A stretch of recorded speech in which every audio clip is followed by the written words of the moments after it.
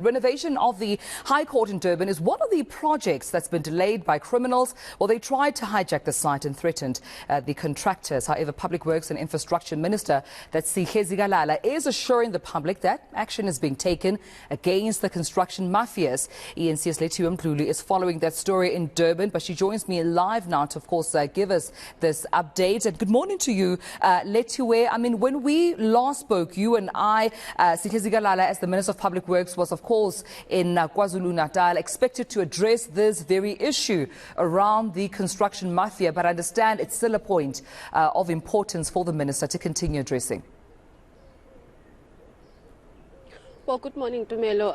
Essentially, KwaZulu-Natal is the home of these construction mafias. We've heard from experts saying that this emanated from this province, this issue. And on Friday, we were with the Minister for Public Works, Lethiwe Mdluli, who was inspecting the Durban High Court. It's one of those projects that was stopped by these construction mafias last year. And due to this, the construction of the Durban High Court is now expected to conclude in 2025 instead of finishing earlier.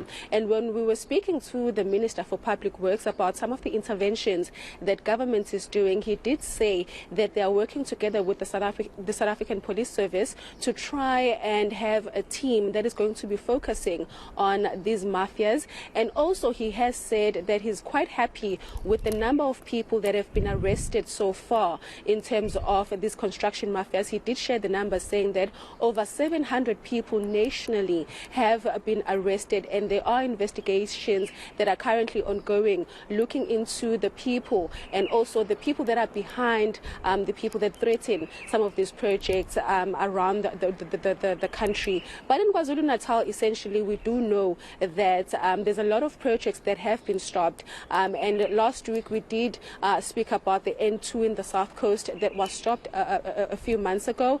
And also recently we have heard from the provincial departments of Public Works that there is a school in Umlazi called Menzi High School. There were refurbishments that were being conducted there. Unfortunately, that project has been stopped, so it's an ongoing issue that government has to deal with. We did speak to the minister last week, and he gave us basically the latest as to what they are doing in terms of trying to solve this issue, and this is what he had to say.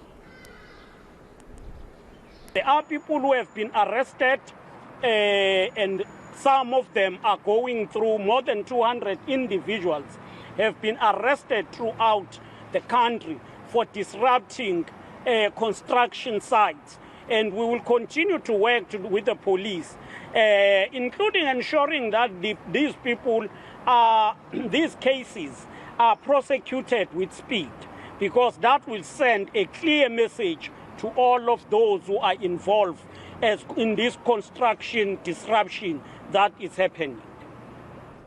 Well, of course, the minister saying there, Lethiwe, that they're dealing with this matter, and this hopefully will send quite a clear and strong message to the construction mafia. But I mean, we know that the construction mafia is quite embedded and adamant in terms of imposing themselves on these construction companies conducting infrastructure work. I mean, they could go to an extent, I understand, of even assaulting or even shooting at employees that are working on site. So this just tells us how dangerous they are. Of course, Dumelo, and we do know that these construction mafias are demanding 30% of the project. So if there is a project that is worth 15 billion, they do demand that they get 30% assigned to them. And I just concluded an interview with the Department of Economic Development, because also what these construction mafias are doing is impacting on the economy. Here in KwaZulu-Natal alone, we just wanted to find out from the Department of Economic Development how much is the province losing in terms of the economy and the monies that have been invested in these projects. I mean, last year we heard of a company that wanted to leave the province because of the threats that they had been receiving from these construction mafias. And the Department of Economic Development is saying that they are working together with some of these business forums, because they do call themselves as business forums. They are working with them and showing them the ropes on how to actually apply for tenders and the processes within African government that they can follow if they want to be awarded these tenders. And he is saying that their engagements with these business forums, that's the MEC by the way, he is saying that they are yielding good results.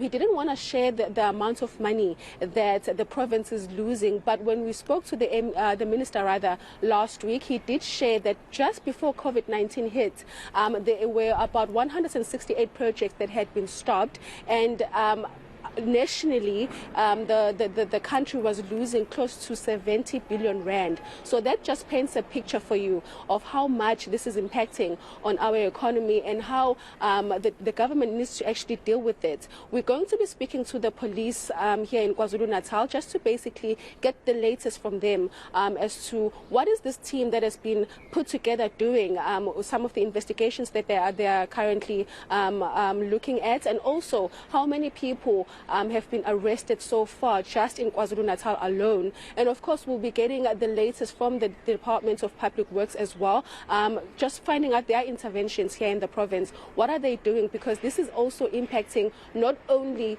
people but also impacting on our economy as KwaZulu-Natal and essentially as South Africa.